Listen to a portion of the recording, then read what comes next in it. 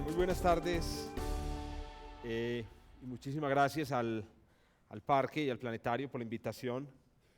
Esta noche para compartir con ustedes algunas ideas alrededor del que posiblemente es uno de los objetos más fascinantes y al mismo tiempo más desconocidos del cielo. Me refiero a desconocidos por nosotros, puesto que su observación se hace bastante difícil desde las ciudades. Nos referimos a la Vía Láctea, o a la galaxia, con mayúscula, como se le llama desde tiempos, digamos, históricos. Muy bien, este viaje, digamos, que les quiero proponer el día de hoy en esta conversación, tiene estos hitos. Quiero que miren con una especie de índice de lo que vamos a ver. Primero vamos a revisar un poco, digamos, los aspectos que tienen que ver con lo que vemos, simplemente con lo que se ve en el cielo, que aprendamos un poco a reconocer y a identificar las cosas que, digamos, que comprende la Vía Láctea. Después pasamos a hacer un recorrido por el, digamos, camino que ha seguido el hombre a lo largo de la historia para descubrir qué es exactamente la Vía Láctea. Y más adelante pues vamos a profundizar ya en la naturaleza física de este objeto, que incluye un aspecto relativamente fantástico y que solo se ha descubierto en los últimos años y que llamamos ahora el lado oscuro de la Vía Láctea. Muy bien. La experiencia entonces directa con la Vía Láctea es muy peculiar. La mayoría de las personas que no la conocen o no han oído hablar de ella, e incluso personas que han oído hablar de ella, la confunden inmediatamente simplemente con una nube que no se va. En un cielo completamente despejado y oscuro, la Vía Láctea parece un fenómeno climático que se resiste a desaparecer. Repito, aunque uno no vea absolutamente nada, ni que esté lloviendo, etc. Es una nube que no se va, o una nube de la que nunca llueve. De esta nube existen imágenes fantásticas que nos llegan de todas partes del mundo, y quiero mostrarles en esta primera parte de la charla lo que llaman un time lapse, donde nos muestran imágenes del cielo que incluyen a la Vía Láctea y que nos permitirán entonces introducirnos inicialmente en lo que es la experiencia de la observación de la Vía Láctea, que repito, no es muy común entre nosotros las personas que vivimos en la ciudad. Vamos a mirar el time lapse y más adelante hablar sobre lo que vemos.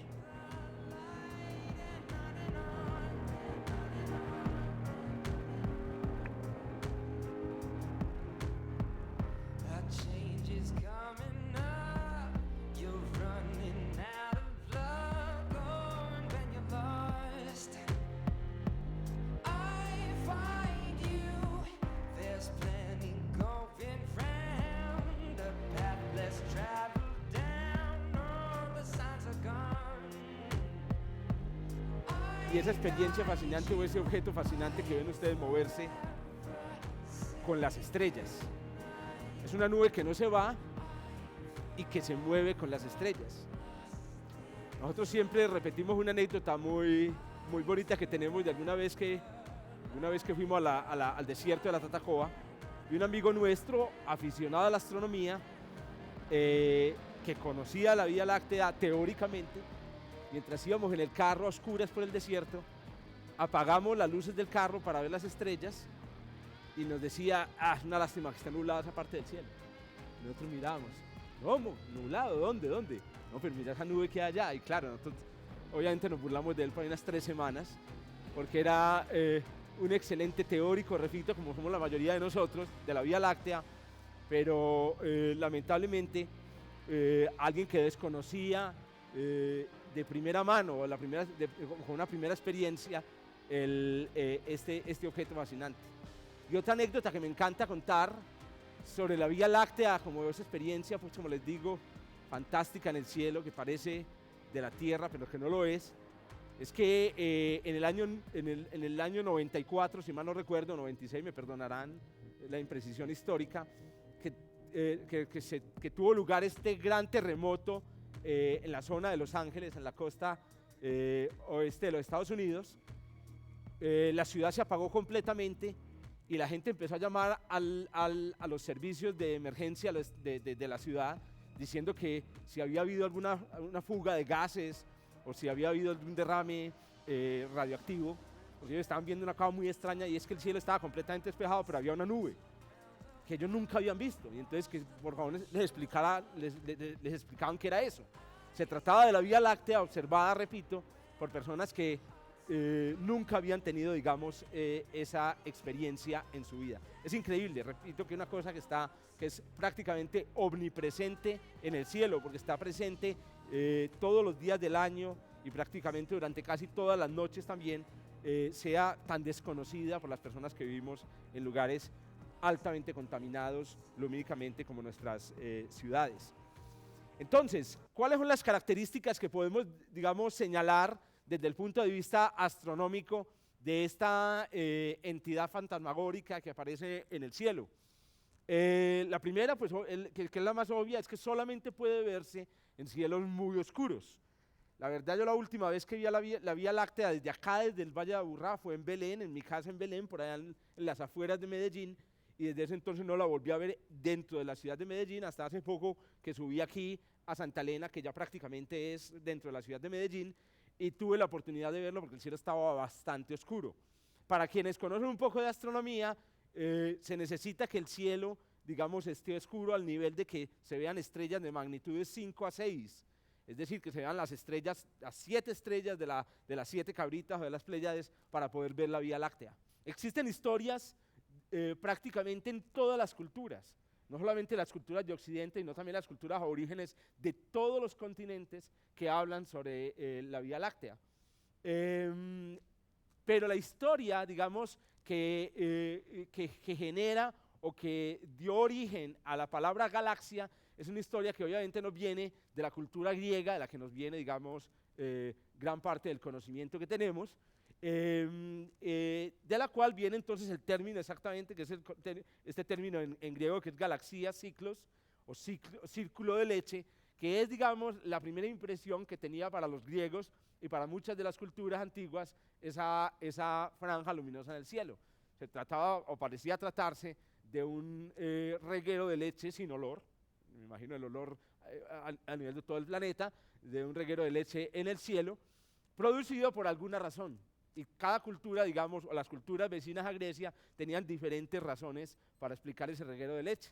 La historia más famosa digamos, de la Vía Láctea es una historia que está relacionada con las andanzas sexuales del señor Júpiter o Zeus, de la mitología griega, y que lo llevaron a tener aventuras sexuales con diosas y humanas. En este caso, el personaje central de la historia de la Vía Láctea en la cultura griega es Alcmena, que era una humana hija de famosos, digamos, reyes griegos, que le prometió su amor a un famoso, digamos, rey griego llamado Anfitrión, pero le dijo que no se casaría con él, sino hasta que él vengara la muerte de sus familiares. Entonces, este señor Anfitrión, era su nombre, se fue de viaje a la guerra para vengar, repito, digamos, la muerte, digamos, de los familiares de Almena, y Zeus aprovechó, digamos, la ausencia del pretendiente y le cayó como 2 o 3 días o varios días antes de que regresara, y llegó obviamente con sus superpoderes, vestido de anfitrión, literalmente, y le dijo que ya había vengado la muerte, y la muchacha se puso tan contenta que se acostó con él 3 días y 3 noches enteras. Bueno, de esa relación amorosa nació otro niño con superpoderes, Hércules, ¿cierto? Heracles, y otro muchachito que cuando regresó Anfitrión de la guerra creyó que eran suyos. Obviamente, muy rápidamente los chismes en el reino circularon y dijeron, no señor, ese hijo no es suyo, no me paré en nada. Y lo más seguro es que aquí estuvo, lo más seguro no, ya habían, digamos, los magos sabían que Zeus había estado con él. Almena fue, digamos, condenada a morir en la hoguera, pero Zeus logró salvar la vida tanto de ella como de Hércules.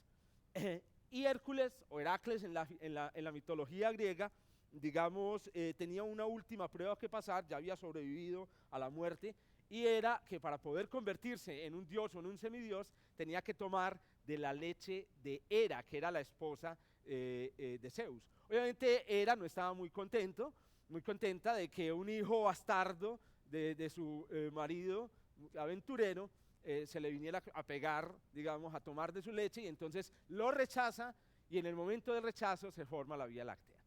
Es toda una novela, como muchas de las novelas griegas, ¿cierto? Que yo en este momento la acabo de pasar en 4 minutos, pero podríamos sacar 27 capítulos adaptados a la televisión colombiana, y les aseguro que sería un éxito. Entonces, la leche de Hera que se derrama en la desesperación de rechazar a un muchachito que no era suyo, crea la Vía Láctea en la religión griega. Obviamente a Hércules le alcanza a tocar un poquito y se convierte en el semidios que es. Este es entonces el origen, digamos, de la Vía Láctea para la cultura griega. Ahora bien, abordar la pregunta a la luz de lo que sabemos hoy sobre la Vía Láctea, y que yo espero contarles en este resto de conferencia, abordar la pregunta de qué es la Vía Láctea desde la perspectiva, perdonen que lo diga así, miserable del hombre, que es una perspectiva chiquitica espacialmente y chiquitica temporalmente, es el equivalente a, como he dicho yo en muchas ocasiones, a que una bacteria que viviera en la punta de mi intestino delgado, para ponerlo un poco, no, digamos el grueso, pero en la parte de arriba, se le diera un día por preguntarse cómo será la anatomía de un ser humano. Y entonces las demás bacterias la miran y le dicen: estás loca, vos no has aprendido nada del cuerpo humano. ¿No sabes que nos demoramos como 3 meses para viajar desde aquí hasta aquí? Y vos querés hacer la anatomía de todo el cuerpo. Y el otro dice: no solamente la anatomía, también la fisiología y el origen, ¿cierto? Quiero preguntarme sobre todo, somos una bacteria microscópica, un micrómetro, preguntándose por algo que mide 1.000.000 de veces más que eso. De alguna manera, esos somos los seres humanos frente a la pregunta de qué es la Vía Láctea. Un objeto que nos supera, no en 1.000.000 de veces, nos supera probablemente en 1.000.000 de millones de veces en tamaño. Entonces, por eso he titulado, digamos, esta parte donde vamos a revelar este secreto, historias de una bacteria veterinaria. Muy bien, empezamos entonces primero con un quiz. Me dijeron que podía hacer exámenes en la conferencia, no. Vamos a empezar con un quiz histórico, y el quiz va a ser el siguiente, muy sencillo. A ver, ¿quién fue el primero en afirmar que la Vía Láctea no era una nube, como decía la mitología o las historias, sino una gran colección de estrellas? ¿Quién es el primero en afirmar esto exactamente? ¿Cómo? Hubble, por allá dicen Hubble. ¿Qué más? Galileo. Bueno, Aristóteles, Aristarco. Vamos a mirar, para ponérselas fácil, que creo que no llegan a acuerdo, les voy a dar 3 opciones. Primera opción, Aristóteles, 350 años antes de Cristo, pleno apogeo de la religión griega. O sea, este es un maldito ateo, ¿cierto? Aristóteles está diciendo: nada de Heracles, eso en realidad es un montón de estrellas. ¿Será él? Segunda opción, sencilla. No, en Grecia no, los griegos eran muy religiosos. Debió haber sido Galileo Galilei, que obviamente fue el primero en observar la Vía Láctea con un telescopio. Tercera opción, Demócrito, 400 antes de Cristo, o sea, antes de Aristóteles. Ya en el tiempo de Aristóteles el ateísmo se usaba, pero en el tiempo de Demócrito el ateísmo era bastante mal visto. ¿Cuál de estos 3 personajes fue, solo está entre esos 3, el primero en afirmar? Galileo Galilei, el primero en afirmar que la Vía Láctea era un reguero de estrellas, no era un... Pues bien, les tengo varias sorpresas. La primera sorpresa es que no fue Aristóteles. Bueno, se lo digo para los que creen que Aristóteles pensó todo antes de que lo pensáramos nosotros, ¿cierto? Que es más o menos lo que sucede. Aristóteles está en el centro de todo, bueno, hasta que lo desbancó el Renacimiento. Y les tengo otra mala noticia: tampoco fue Galileo Galilei. Pues nada más y nada menos que Demócrito, en el año 400 antes de Cristo, fue el primer, como digo yo, pero es por cariño, marihuanero, que se le ocurrió pensar que la Vía Láctea, a pesar de su estructura continua, a pesar de que no sabíamos, que 400 años antes de Cristo ni siquiera sabíamos de qué estaba hecho el universo, fue el primero en pensar que el universo estaba hecho de que la Vía Láctea está hecha de incontables estrellas. Después de Demócrito, pues obviamente los que lo leyeron ahí estuvieron convencidos. Aristóteles fue uno de los que dijo, este man está loco, ¿cómo le ocurre? ¿Cómo va a ser la Vía Láctea esa? Aristóteles tuvo oportunidad de criticar las ideas de Demócrito y las de los demás que tenían razón, ¿cierto? Y obviamente tirarse en el desarrollo de la filosofía occidental. Y después de Demócrito, el otro en afirmar que la Vía Láctea, sin pruebas, era una gigantesca colección de estrellas, fue el señor Giordano Bruno. Ese sí no era un científico, era un filósofo, más bien un filósofo escritor, que murió en la hoguera por todos nosotros. Bueno, muy bien, ese es uno de los mártires de la... Ahora bien, Galileo, como ustedes bien saben, si bien no fue el primero, sí fue el primero o el único en tener evidencia científica en el sentido moderno de la palabra, de que la Vía Láctea no era un reguero de leche, o que no era, para los que no pensaban que fuera, digamos, un objeto terrenal, tal vez pensaban que era una nube entre las esferas, pero este fue el primero en que, utilizando el telescopio, descubrió efectivamente que la Vía Láctea era un gran conjunto de estrellas. Esta es una parte, lamentablemente en inglés, del Mensajero de las Estrellas, donde seguramente han tenido oportunidad de leer. Galileo relata lo que ve a través del telescopio cuando mira hacia la galaxia. Voy a tomar algunas frases interesantes. He observado la naturaleza inmaterial de la Vía Láctea con la ayuda del telescopio, de tal manera, ¿cierto?, que, digamos, con absoluta certeza ocular, todas las disputas, digamos, de los filósofos a través de muchas eras han sido resueltas. Y ya no hay, digamos, ningún más lugar a debate. La galaxia es, en efecto, nada sino una colección de de una innumerable cantidad de estrellas agrupadas en cúmulos. Esta ya es una observación científica, esta no es una especulación filosófica o metafísica como la que haría Demócrito, o una especulación filosófica como la de Giordano Bruno, sino que esta es una observación concreta del cielo. En la misma época en la que estábamos haciendo los primeros automóviles en el mundo, o en la que estábamos, digamos, apenas en pañales en la industria automovilística, este señor ya estaba mapeando la Vía Láctea. Hay un desfase gigantesco entre lo que ha hecho la tecnología y que admiramos profundamente y lo que está haciendo la astronomía y la ciencia. Mientras estábamos descubriendo el cubismo, o mientras estaba descubriendo que había posibilidad de componer música que no fuera armoniosa ni melódica, ya Einstein sabía que el espacio-tiempo se curvaba, ¿cierto? Y nadie entendía lo que había descubierto este señor. Solo hoy empezamos a reconocer las consecuencias de eso. Lo mismo sucede con este señor, un señor viviendo en 1920. ¿Qué hizo este señor? En vez de fijarse en las estrellas como Herschel, se fijó en otros objetos fascinantes también en la astronomía. Yo he tenido la oportunidad de ver un par de ellos por telescopio, y si tienen la oportunidad de hacerlo, háganlo, que se llaman cúmulos globulares, que son gigantescos globos como los de aerostáticos que vimos ahorita, pero de estrellas. Pueden ser 100.000, 500.000, 1.000.000 de estrellas formando un globo. Y esos cúmulos están regados por el cielo sin seguir la cintura de la Vía Láctea, sin seguir el cinto de la Vía Láctea. Cuando este señor estudió estos cúmulos, entre las cosas que hizo fue determinar a qué distancia se encontraban. A diferencia de los globos aerostáticos, él no podía juzgar la distancia por el tamaño, sino que lo hizo utilizando otras técnicas astronómicas. Y lo que él descubrió fue esto. Cuando él miraba cómo estaban distribuidos los cúmulos por el cielo, los cúmulos no estaban distribuidos como esperaríamos de la visión de Herschel del universo, en donde los cúmulos estaban, digamos, regados alrededor del Sol, sino que él vio que los cúmulos en realidad se encontraban regados alrededor de un centro en el que no estaba el Sol, un centro que se encontraba aproximadamente a unos 25.000 años de distancia del lugar donde está el Sol. Con este descubrimiento, Harlow Shapley sencillamente se anota el golazo de ser el descubridor de la Vía Láctea, el descubridor de la galaxia, el descubridor de la galaxia en términos contemporáneos. Este señor nos enseñó exactamente dónde vivimos.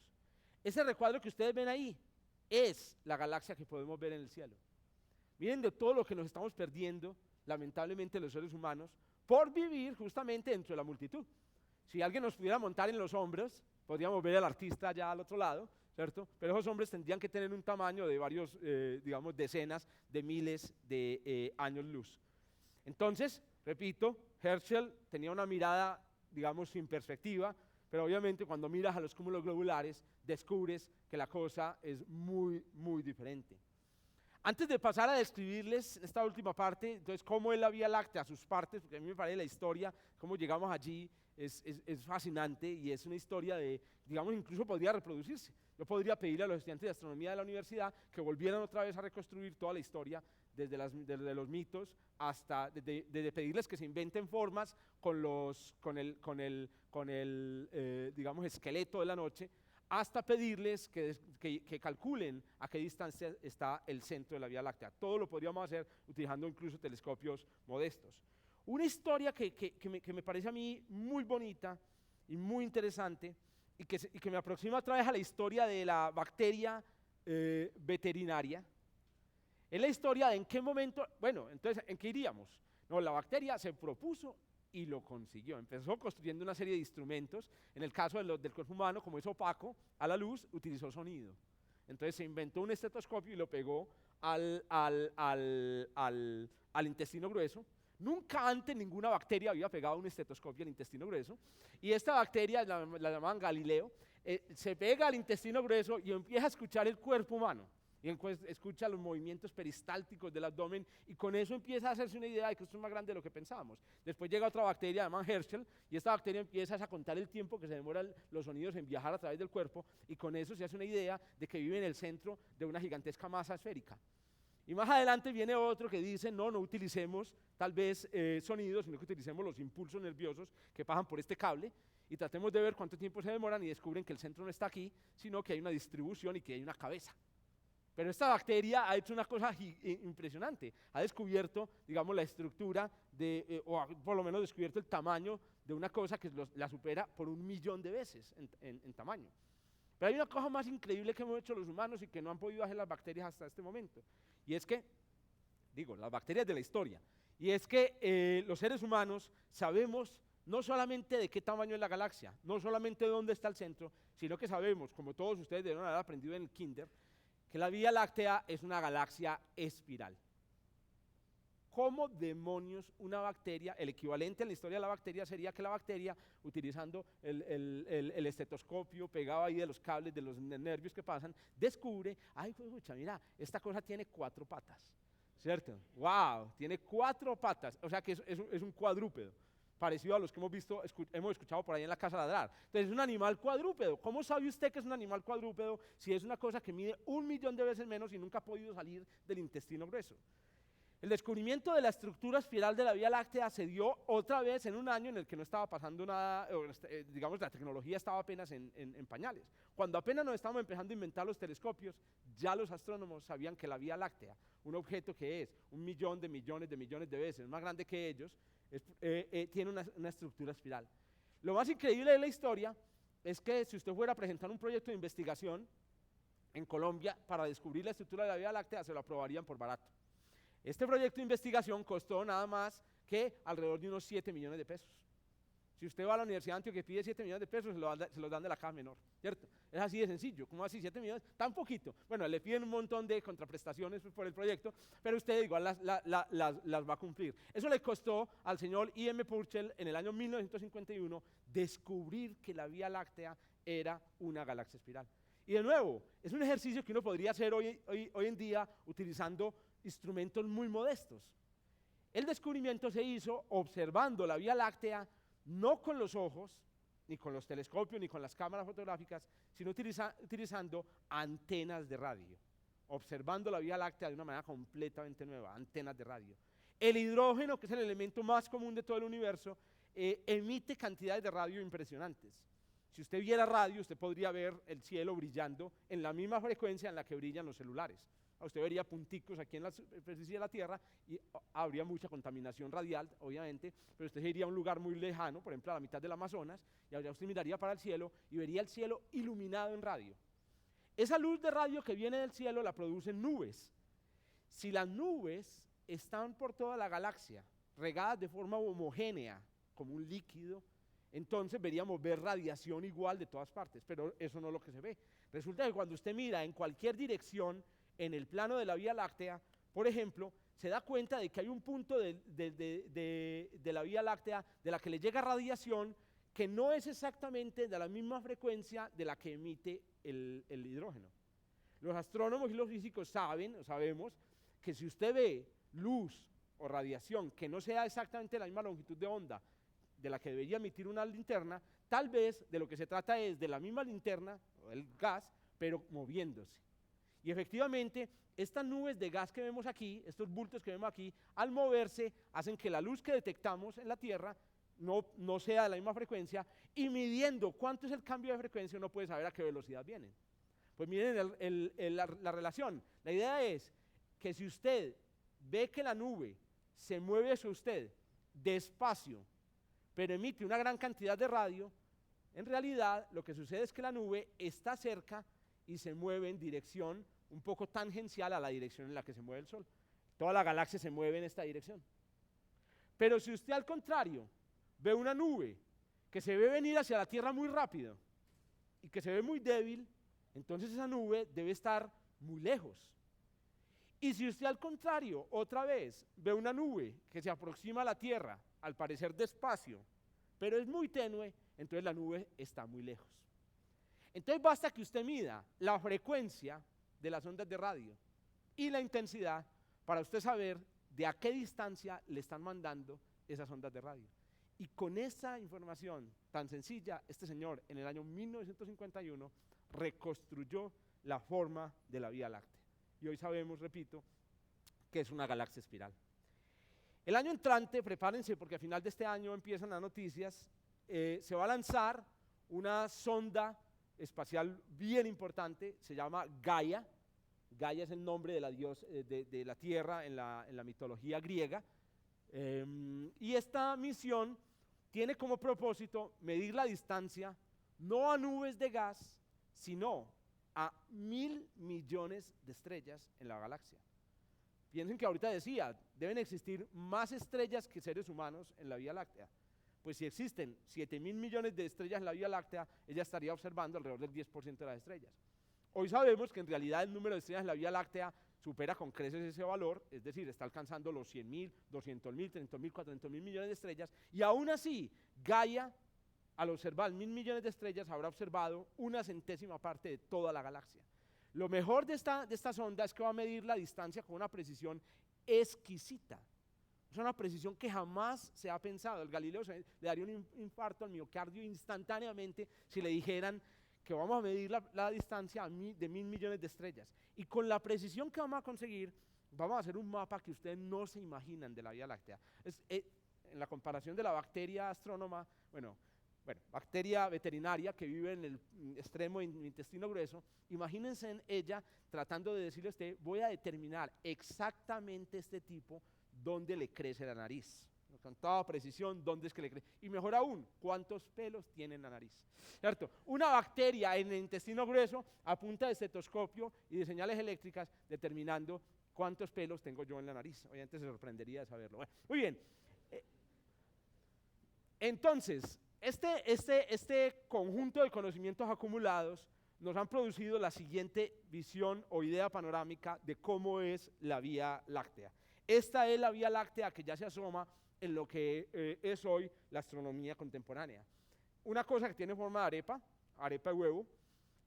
El huevo sobresale especialmente, o sea, no es una arepa de huevo en donde la masa tapa el huevo, sino que la yema del huevo sale de la arepa. Y esa yema la llamamos el bulbo galáctico, el galactic bulge. Rodeando esa yema, digamos, está el plano de la Vía Láctea, donde está nuestro Sol, que es enorme, se extiende, digamos, de extremo a extremo, una distancia de 100.000 años luz. 100.000 años luz. Dentro de esa galaxia está el Sol y todas las estrellas que vemos a una distancia de aproximadamente unos 25.000 años luz del centro. Pero bueno, yo sé que muchos de ustedes no están acostumbrados a los números de la astronomía. 100.000 no parece mucho, 25.000 tampoco, pues eso es lo que gasta uno en una salida con unos amigos, ¿cierto? Pero son años luz. Entonces a mí me gusta, yo no sé si ustedes conocen mi estilo, me propuse hacer un modelo a escala, que es muy común en la astronomía. Y como esto lo están viendo seguramente en ciudades que no son Medellín, voy a tratar de hacer el modelo lo menos medellinense posible, pero obviamente, como la mayoría de los que están aquí han montado en bus en Medellín, entonces me entenderán algunas de las escalas que hay aquí. Imagínense que yo tengo una ciudad, cualquiera, con un diámetro de 10 kilómetros. Medellín no es circular, Medellín es un chorizo, pero igual, digamos, un chorizo que tiene 10 por 7 kilómetros, o sea, más o menos circular. Si uno tiene en cuenta las lomas de aquí de Popular 2, tal vez sí es 10 kilómetros, ¿cierto? Y si nos vamos hasta el Parque Arví, son como 12. Muy bien, entonces, imagínense una ciudad, que usted aplana Medellín, que tenga 10 kilómetros por 10 kilómetros. Curiosamente, cuando uno ve un mapa, precisamente producido por el Parque Explora de la ciudad de Medellín, el centro de Medellín es la Plaza de la Macarena, ¿cierto? Entonces no se dejan comer ese cuento de que esa plomada es el centro de Medellín, que no lo es. Bueno, muy bien, entonces la Plaza de la Macarena es el centro de Medellín, donde se hacen los conciertos, donde están los tacos, bueno, el lugar, ese es el centro. Muy bien, resulta que la pregunta es, bueno, y nuestro Medellín o nuestra ciudad se extiende entonces a 5 kilómetros, que en el caso de Medellín sería desde Zamora hasta la Guacatala. Si pusiéramos a la galaxia sobre Medellín, o sobre esa ciudad que tiene 10 kilómetros, entonces ahora 10 kilómetros equivaldrían a 100.000 años luz. Lo que sea que signifiquen 100.000 años luz. Lo único que yo le digo a usted, recuerde lo que son 10 kilómetros. Coja un bus en Zamora y bájese en la Guacatala. Bueno, se demora uno hasta el metro. Muy bien, entonces resulta que el diámetro de la Vía Láctea van a ser esos 10 kilómetros. Ahora bien, de todas maneras, 100.000 años luz hace referencia al viaje de la luz. Si la luz fuera obligada a viajar durante 100.000 años, esos 10 kilómetros, entonces estaría viajando en nuestra galaxia escala 10 centímetros en un año. La luz en nuestra galaxia escala, si la ciudad de Medellín fuera la galaxia, la luz viajaría dentro de la ciudad 10 centímetros en un año. ¿Cierto? Ya se imaginarán de qué tamaño es el sistema solar. 10 centímetros en un año. Ese es más o menos, digamos, el tiempo que viajaría la luz. Pues bien, el sistema solar tiene más o menos un año luz de diámetro. De tal manera que en este modelo a escala, el sistema solar sería un sombrero de paja tirado a la salida del concierto, ¿cierto?, en el centro de la ciudad. Sería un sombrero tirado ahí o de cartón después de una corrida de toros, ¿cierto? Y ahí en todo ese sombrero cabría todo el sistema solar. Pero la verdad es que cuando dicen que el sistema solar es de un año luz, exageran. Porque en realidad el sistema solar que a nosotros nos interesa son los 8 planetas, los cometas, los asteroides y todas las cosas interesantes que hay en el sistema solar, que en realidad ocupan un espacio que es aproximadamente 100.000 veces menor que eso. De tal manera que en realidad en esta gigantesca o en esta galaxia escala, el sistema solar tiene apenas el tamaño de un grano de polvo. Para todos los que barrieron esta mañana la casa, piensen en lo que es eso. Cada vez que usted barría, volaron miles de partículas y cada partícula de esas podría ser un sistema solar en una galaxia del tamaño de Medellín, ¿cierto? Entonces, de entrada se hace una idea a uno aquí del tamaño de esta bestia. En realidad la Vía Láctea es un objeto absurdamente grande. Analicemos dos partes o dos cosas interesantes sobre ella. Primero, el bulbo, el abultamiento, donde está la yema del huevo, ¿cierto? ¿De qué tamaño es? A la escala de nuestra ciudad, el bulbo tendría más o menos 1 kilómetro de diámetro. ¿Eso qué significa? 1 kilómetro de radio, perdón. Eso significa que llegaría más o menos, en el caso de la ciudad de Medellín, hasta el estadio. Quiere decir eso, que si usted arrancara a caminar desde el centro de la Vía Láctea, en la Plaza de Toros, solo llegaría al borde del bulbo, que es la zona central de la Vía Láctea, ¿cierto?, cuando llegara al estadio caminando. Y acuérdese que usted no puede viajar a mayor velocidad que la luz, es decir, tiene que ir a 10 centímetros por año, o sea, a esta velocidad. ¿A qué velocidad? No puede ir a más de 10 centímetros por año. En un año habría recorrido los primeros 10 centímetros y ya lo han atracado por ahí 30 veces los indigentes. El siguiente año usted recorrería otros 10 centímetros y así. ¿Cuánto demora uno yendo a ese paso, ¿cierto?, hasta el estadio desde la Plaza de Toros? A la misma escala, el Sol estaría a 2,5 kilómetros del centro de la ciudad. En este caso, casualmente, es el planetario de Medellín. Un grano de polvo en una silla de esas rojas del planetario sería el sistema solar. Y ahí estarían las bacterias miserables filosofando sobre la Vía Láctea. ¿cierto? Ya estaban hablando ahí sobre el aguacatala, los tacos en la aguacatala. Joda, una bacteria que nunca ha salido de ahí, nunca ha montado en metro. Bueno, pero lo más increíble de esta historia en realidad no es esto, porque digamos, sí, esto es muy grande. Lo más increíble de esta historia es que esa bacteria o todo lo que la humanidad conoce sobre el universo, cuando sale al patio, cuando sale a una playa en la costa, se encuentra ubicado a menos de 1 kilómetro de distancia del Sol. Todas, absolutamente todas las estrellas que usted vea en la noche más despejada y más profundamente, digamos, tachonada de estrellas en cualquier lugar del mundo, contendría objetos que no estarían a una distancia de usted mayor a 1 kilómetro. O sea que todas las estrellas que usted conoce a simple vista, todas, absolutamente todas, estarían dentro de la Universidad de Antioquia, serían estudiantes, o estarían en el jardín botánico y estarían pues, haciendo lo que hacen la gente en el jardín botánico. Oye, entonces resulta que todo el universo observado por Herschel, por ejemplo, el universo observado por Herschel podría estar en un espacio tan pequeño como ese. Estamos hablando entonces de que vivimos en un universo muy pequeño, nuestra visión alcanza hasta muy poco y lo que nos ha ayudado a llegar a este punto en realidad ha sido nuestra capacidad intelectual. Bueno, este es el lado visible. Vamos a terminar la charla mostrando que la Vía Láctea tiene un lado que es un poco más oscuro y macabro. Y con eso, digamos, concluyo esta conferencia. Ese lado visible, bonito, de brazos espirales y de estrellas y de grandes dimensiones, contrasta con un lado que fue descubierto cuando nos hicimos la siguiente pregunta. Todas las estrellas de la galaxia, y eso lo sabemos también, dan vueltas en un gigantesco remolino alrededor de lo que parece ser el bulbo de la galaxia. El bulbo de la galaxia, que es también la región donde están la mayoría de las estrellas, todas. El Sol, por ejemplo, describe ese camino que ustedes ven ahí. Es un camino bastante peculiar. No da vueltas en un círculo alrededor del bulbo, sino que da vuelta alrededor de un hula dañado, ¿cierto? Alrededor, y sube y baja, y sube y baja. En este momento estamos pasando por uno de los puntos donde estamos metidos en el barro. Pero dentro de 15 millones de años nos vamos a levantar y desde esa altura vamos a poder ver al artista, ¿cierto? En ese momento el concierto se va a poner interesante, ¿cierto? El Sol ha realizado este periplo 20 veces en toda su existencia. Entonces uno no sabe si sorprenderse de las muchas veces que ha hecho, de las muchas vueltas que ha dado, las poquitas. ¡Jodas! El Sol tiene 4.500 millones de años y solamente ha podido dar 20 vueltas. Claro, porque se demora más de 200 millones de años en completar una vuelta. Desde el tiempo en el que surgieron los primeros mamíferos en la Tierra, o sea, los primeros mamíferos eran unas raticas miserables, desde el tiempo en el que surgieron los primeros mamíferos, el Sol no ha podido completar una vuelta. ¡Jodas! 20 vueltas ha dado en toda la historia el Sol. La pregunta del millón es, ¿qué es lo que hace girar a la galaxia? ¿Qué hace girar a la galaxia? Y a propósito, los astrónomos han descubierto que la galaxia gira en el sentido que la acabo de mostrar. Contrario a lo que uno pensaría, y es que la galaxia se envuelve de esta manera como el agua en un sanitario o en una lavadora, en realidad la galaxia se enrolla en un sentido contrario al que esperábamos. Y la razón de ello es que la forma de los brazos espirales no tiene nada que ver con la rotación. Pero esa es una historia que la vamos a ver en la parte 2 de esta... no hay parte 2. Bueno, no, entonces no va a ver. Bueno, entonces la pregunta del millón aquí es, ¿qué hace girar a la galaxia? ¿Qué pone en movimiento ese giro de la galaxia?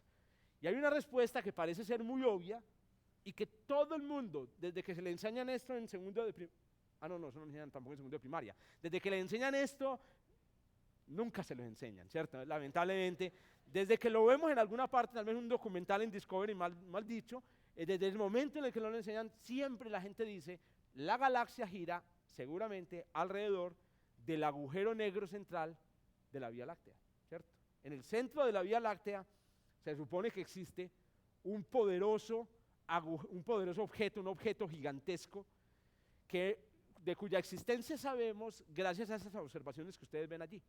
Eso que ustedes están viendo ahí, miren los años arriba, son el movimiento o es el movimiento real que hemos visto de estrellas cuando miramos hacia el mero centro de la Vía Láctea. Y lo que ustedes ven ahí perfectamente es que las estrellas no están quietas en ese centro, sino que se están moviendo alrededor de él en tiempos que son del orden, ahí mostramos desde 1995, miren por ejemplo esta estrella de acá, alcanza a completar como media vuelta desde el 95 hasta el 2010. Pues resulta que todo lo que sabemos de astronomía y de física nos ha enseñado que si usted sabe cuánto se demora un cuerpo en dar una vuelta alrededor de otro, y sabe a qué distancia está dando vueltas, usted puede saber qué tan pesado es ese cuerpo.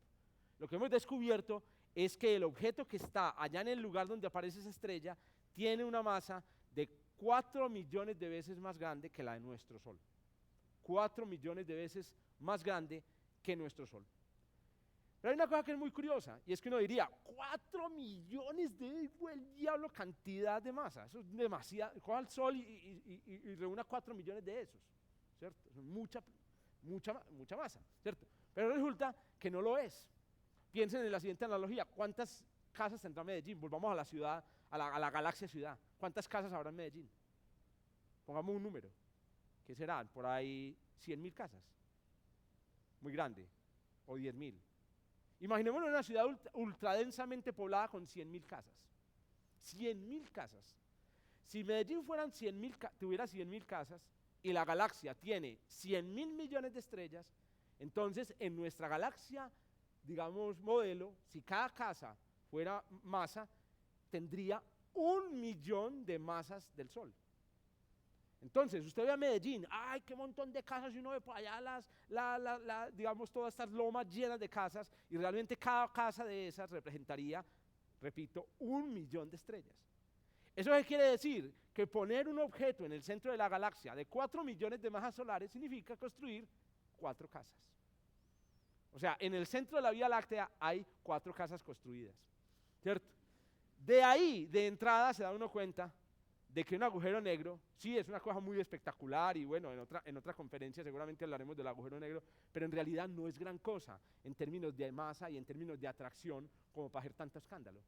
En realidad, el agujero negro central de la Vía Láctea, que hace mucha bulla, como lo hemos descubierto recientemente, esta es la bulla, estas son observaciones reales, esto es un eructo de agujero negro, pero muchos eructos de agujero negro, sumados, que han salido desde el centro y que han excitado los gases alrededor de la Vía Láctea. Pero en realidad, ese agujero negro, esas 4 casas, díganse, tienen un equipo de sonido ni el hijo del diablo, y hay bulla en toda la ciudad, pero en realidad no representan una gran cantidad de masa. Y hay otra evidencia más interesante. Si el agujero negro fuera el único que atrajera a las estrellas de la Vía Láctea, entonces la velocidad con la que giran las estrellas debería satisfacer una ley parecida a la que satisfacen los planetas en el sistema solar. Hay un gigantesco cuerpo en la mitad y los planetas, el que está más cerquita va muy rápido, pero el que está muy lejos va muy despacio. Esta es la ley, esta es una ley matemática que deberían satisfacer las estrellas en la galaxia. Pues les muestro cómo es la ley verdadera en la Vía Láctea. En realidad, las estrellas de la Vía Láctea no disminuyen su velocidad al salir, sino que la velocidad de las estrellas en la Vía Láctea es más o menos la misma en todas partes.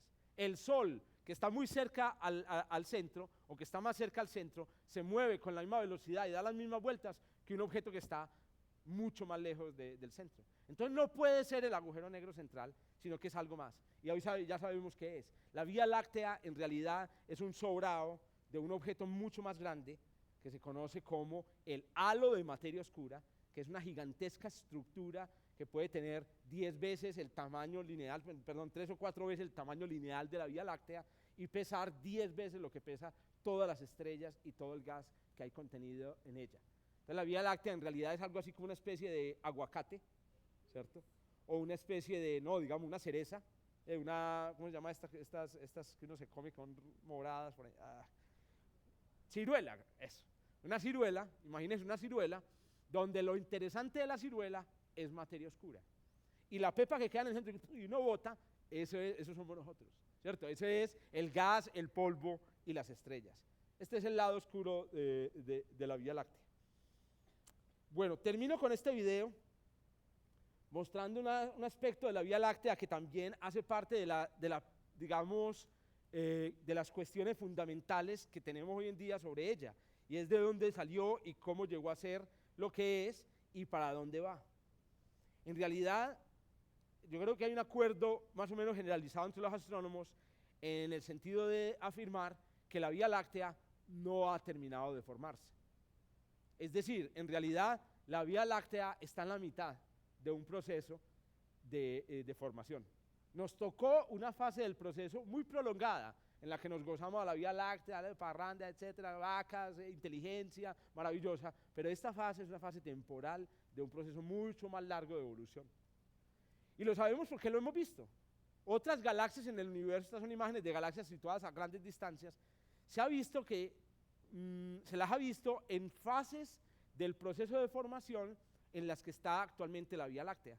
En este sentido, también es interesante pensar en que la bacteria que vive en el extremo de mi intestino grueso dice, bueno, yo voy a contar la vida de Jorge, pero resulta que la bacteria vive, qué sé yo, 2 días antes de duplicarse y convertirse en otras 2 bacterias. Entonces la pregunta, ¿usted cómo viviendo 2 días va a contar la historia de un objeto que vive 80 años?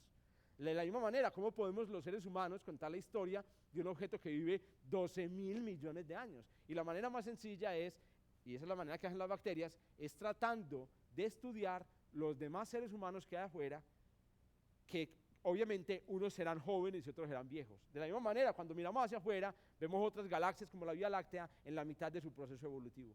Uno podría decir que la Vía Láctea en realidad es un gigantesco Frankenstein, que fue armado con pedazos de cadáveres de otras galaxias. Pero lo que es peor es que uno debe decir, además, que la Vía Láctea es no solamente un Frankenstein, le quité el sonido para que no se preocupen, no solamente es un Frankenstein, sino que además ni siquiera es el Frankenstein completo. La Vía Láctea es apenas el tronco, o es apenas las piernas o los brazos de un Frankenstein más grande que está en proceso de formación. En realidad nosotros somos una parte del proceso de evolución de un objeto mucho más grande. ¿Dónde está el resto del cuerpo de este Frankenstein? El resto del cuerpo de este Frankenstein se puede ver a simple vista en el cielo y se llama la galaxia de Andrómeda.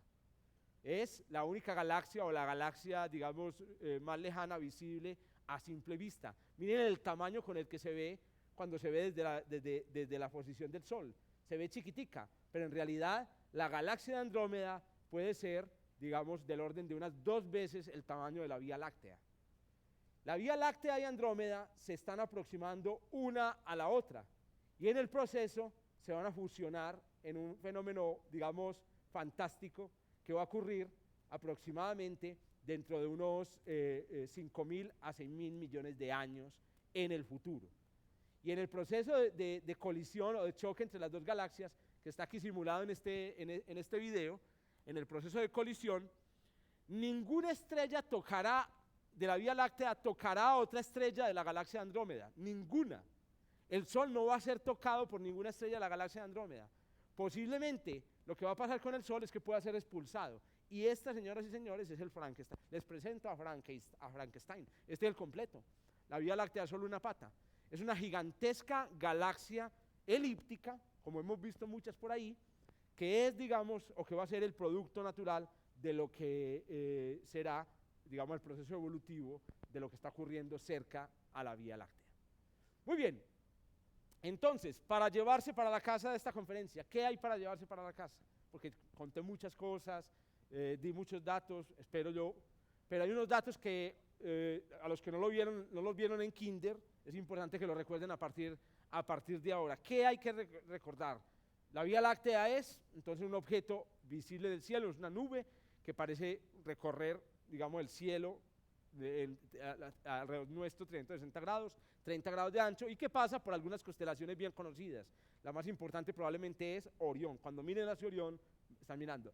En nuestra cultura se cree que la Vía Láctea es un reguero de leche de Hera, que estaba rechazando al muchachito Heracles, pero rápidamente descubrimos que no era así, observando de forma detenida el cielo. En particular, Herschel, en 1781, descubrió que la Vía Láctea era un gigantesco conjunto de estrellas distribuido tridimensionalmente como en una forma de arepa. Pero en realidad Herschel tenía un problema de perspectiva que resolvió el señor Harlow Shapley, que viendo los globos o los cúmulos globulares, entendió que realmente la Vía Láctea era algo mucho mayor. ¿Qué tan grande? Si colocáramos a la Vía Láctea en Medellín o en una ciudad de 10 kilómetros, entonces la luz, 1 kilómetro equivaldría aproximadamente a 10.000 años luz. O también, en ese modelo, la luz recorrería apenas 10 centímetros en 1 año.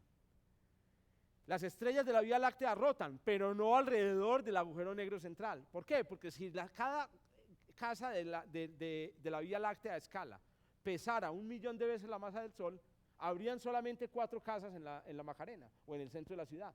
Y esas 4 casas seguramente no harían girar alrededor suyo las rutas de buses, ¿cierto? 4 casas con todas las rutas de buses de Medellín.